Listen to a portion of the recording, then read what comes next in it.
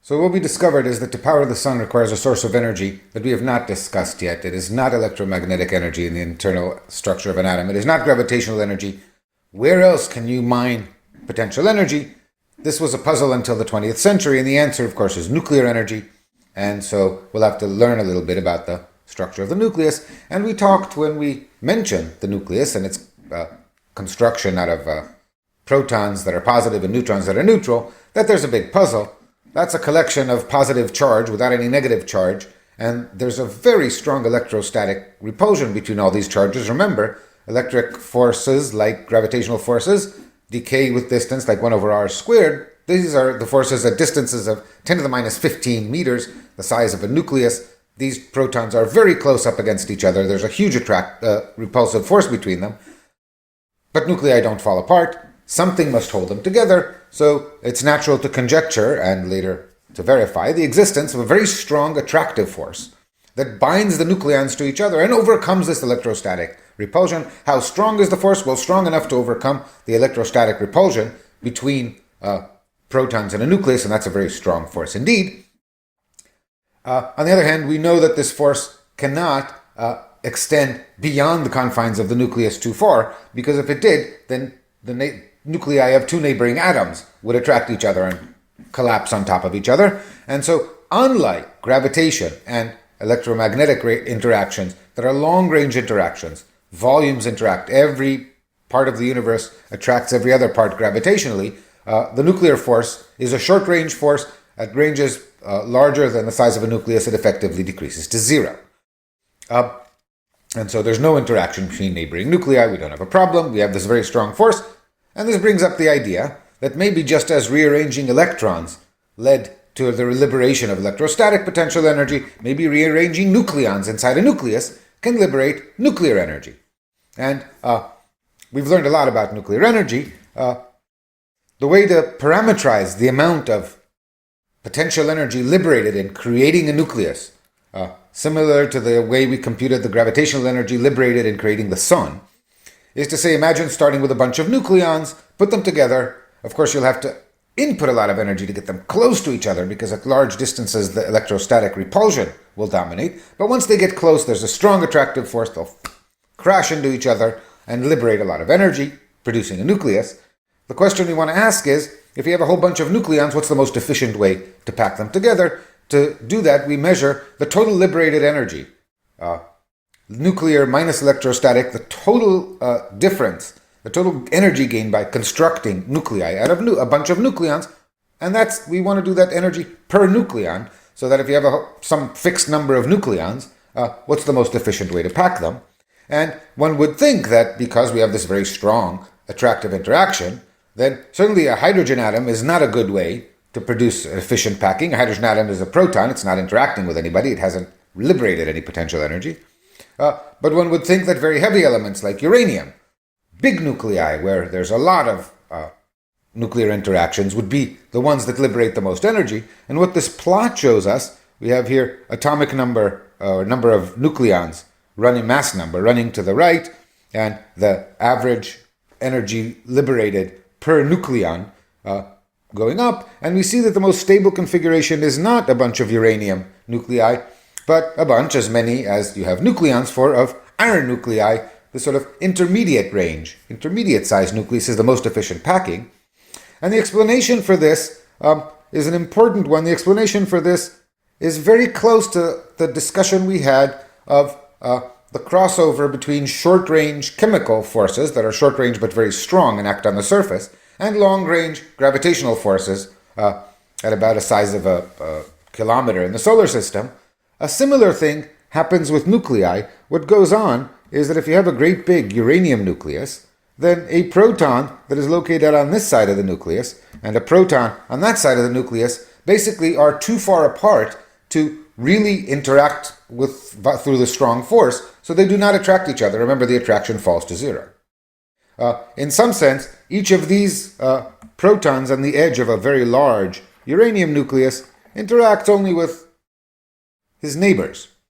What that means, on the other hand, the electric forces between these protons decay only as the distance squared. Those are long-range forces, so these guys definitely do repel each other through electrostatic forces, and therefore the sort of efficient way to arrange the energy, just as we saw, this is really analogous to the discussion of what holds a mountain together, is to cleave this nucleus in two, perhaps. We now have lost all the nuclear energy that was involved in the bonds along the place we cut, but when these two positive subnuclei are created, they are two positive charges very near each other, they repel with a great electrostatic repulsion. That produces a lot of energy as they accelerate away, and the net result is a gain in energy. And so what we see indeed is that the most efficient way to pack is iron, and nuclei heavier than iron are not efficient packing, and by rearranging their nucleons, they can liberate energy. Well-known case is the case of fission. This is the case exactly where this nucleus of californium breaks into cadmium and tin and some debris, some extra neutrons flying around, and in the process liberates essentially the electrostatic repulsion that once these two nuclei are free, they are repelled and proceed at great energy to move away from each other. Another popular mode of breaking up if you're a heavy nucleus is, we see here Rutherfordium emitting an alpha particle. Remember, an alpha particle is a nucleus of helium, 2 protons and 2 neutrons, and the Rutherfordium decays to seaborgium. So both of those modes occur in heavy nuclei. They liberate a lot of energy. This was the radioactive energy that heated up the interior of Earth. Remember, that was the 89 watts per meter squared or 87 watts per meter squared that were bubbling up from nuclear reactions in the core. But it's not going to be enough to power the sun, because in the sun we don't have Rutherfordium or californium or uranium. We have hydrogen. And hydrogen, remember, is way on the other side of the divide. Hydrogen atom nucleus is just a proton. It's not bound to anything. Of course, if we could make bound states of protons, maybe we could gain, but there are no bound states of protons only. Helium-2 is not a stable nucleus. If you put 2 protons together, they may bind for a short time, but the electrostatic repulsion will break that nucleus apart very quickly. And so the first really stable nucleus, and it's a very stable nucleus indeed, is helium-4, that alpha particle. If you can make a helium nucleus out of the hydrogen, you will have gained all this energy. That's very good. The problem is that to make a helium nucleus, you need 2 protons, 2 neutrons. The sun is full of protons, but there's no neutrons, essentially. Where do you get the neutrons?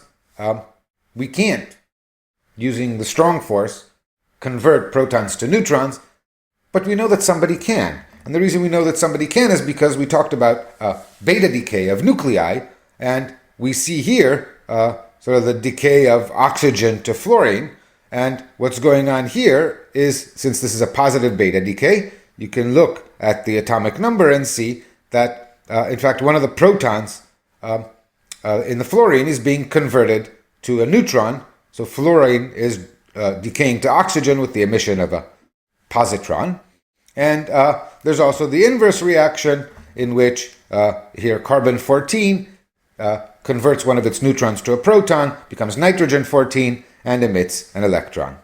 And so we know about these decays. In fact, a free neutron decays to a proton within about 15 or 16 minutes. And so there is this thing called the weak nuclear force, probably better called the weak interaction, which mediates these decays. It is possible for one elementary particle to be converted to another elementary particle. And this is a very confusing thing, so we have to sort of stop. We're not going to discuss the physics of the weak interactions, fascinating though it is, in detail, but we need to set some ground rules. So what is this? Can a force magically convert one particle into each other?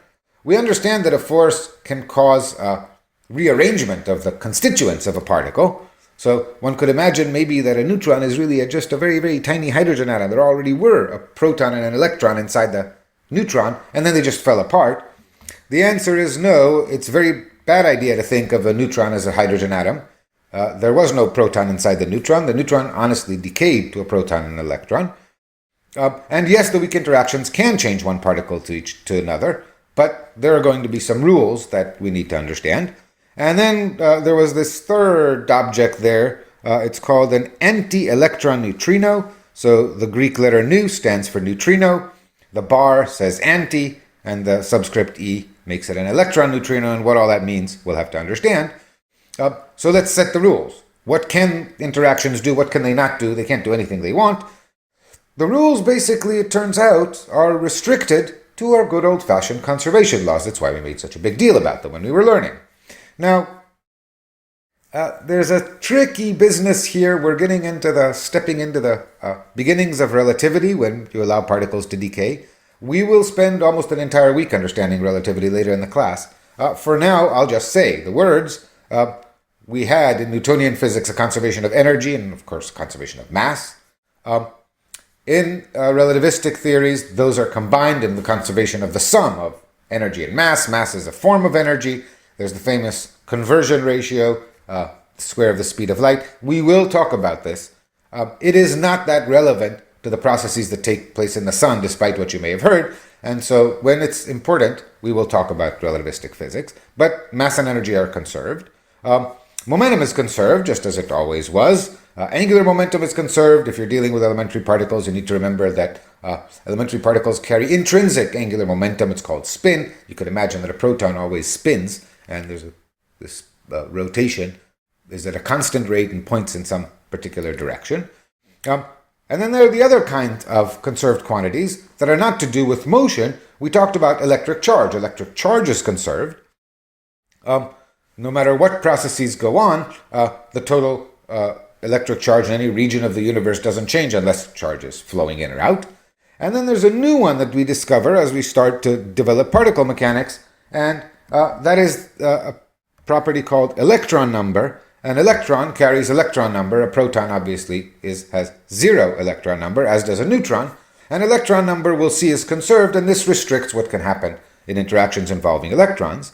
And the interactions we're going to study are the weak interactions. What makes them weak? We said they're not really a force. They are things that happen. The strength of the interaction essentially measures how frequently a reaction will happen. Weak interactions occur very slowly. They are rare. One out of many, many attempts will generate a reaction. The example is the neutron that survives as a free particle for 15 minutes. By particle standards, that's a very long time. So, who are the players? Well, here's a list. We're into particle physics now of all of the particles we have or should be discussing. And they include, I'll start at the bottom. We have our friend, the photon, denoted by gamma, hence gamma rays. And I've written the quantities of their conserved charges. Of course, their momenta and energy depend which way they're moving, but a photon is a neutral particle. It carries no electric charge. It is not an electron, carries zero electron number. And then here we have our proton, neutron, and electron with their known electric charges and with the fact that the electron carries a charge not carried by any of the others. And then there's this other interesting object. It's called a neutrino. And the neutrino was discovered because when neutrons decayed, studying the conservation of energy mass, it was discovered there was missing energy. It was Enrico Fermi's idea, I believe, to think that maybe there was a neutral particle that doesn't interact with anything, that is not detected by any of our detectors, sails right through the detectors, and produces and carries off the remaining energy. Since it was electrically neutral and didn't interact with anything, it was called a neutrino. We now know that these particles exist and indeed are part of this. And in fact, an electron neutrino carries electron charge, electron number 1. And this will become important in what follows because the weak interactions of electrons and protons conserve electron number. What that means, in particular, is that when a reaction occurs, we need to balance all of these quantum numbers. They're all conserved. So, for example, the decay of a neutron into a proton plus an electron conserves electric charge because the neutron is neutral and the total electric charge of the products is zero. But it does not conserve electron number. Electron number was magically created.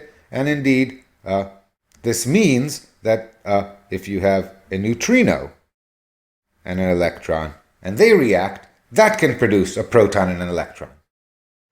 Now, I was about to write something on the right-hand side because, of course, a free neutron decays without anything hitting it.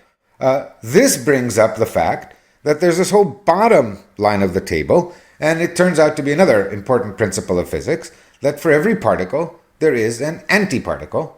An antiparticle is not something mystical or mysterious or a particle moving backwards. It's simply another kind of particle which has the same mass as the original and all the opposite charges. So, for example, there is an antiproton, which has the same mass as a proton, but is negatively charged and, of course, carries the same zero electron charge. There's an antineutrino, which is neutral. There are anti-electrons. They're called positrons. That was what was emitted in positive beta decay. They carry the same mass as an electron, but electric charge positive and negative electron number charge. And the neutrino has its own antiparticle, and the anti-electron neutrino is neutral, like the electron neutrino, but has the opposite sign of electron charge, and so the decay can proceed if an anti-electron neutrino is produced over here. This conserves all the charges. Now, these neutrini are very hard to understand.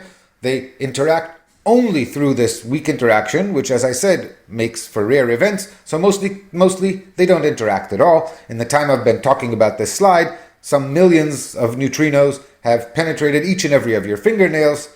You have not felt them because they don't interact with anything. In fact, the great majority of them will sail right through the Earth and come out the other end and keep going through the universe. They carry very little mass, if any. In fact, they were for a long time thought to be massless. And they don't interact, which makes detecting them a very difficult proposition, as we will see. But they're important because they balance the charges in weak decays, and as we'll see, they have some other important role in our story. I didn't bring them up just to tell you about particle decay. And there's the property that if you take a particle and an antiparticle, say an electron and a positron, that combination has total charge 0 with respect to all the conserved charges except for energy and momentum. And so if you bring an electron and a positron near each other and they're at rest, there's just energy, that's in their mass, and that indeed can be converted to straight radiation. The electron and the positron annihilate, and a burst of gamma radiation flies off in both directions, and the energy is essentially the mass of the disappearing electrons. This is a process that does occur, and we will have to understand how that happens, as I said, when we talk about relativity. For now, we recognize that if you have an electron and a positron, you can liberate energy. We'll take all this information and see what it tells us about how the sun works.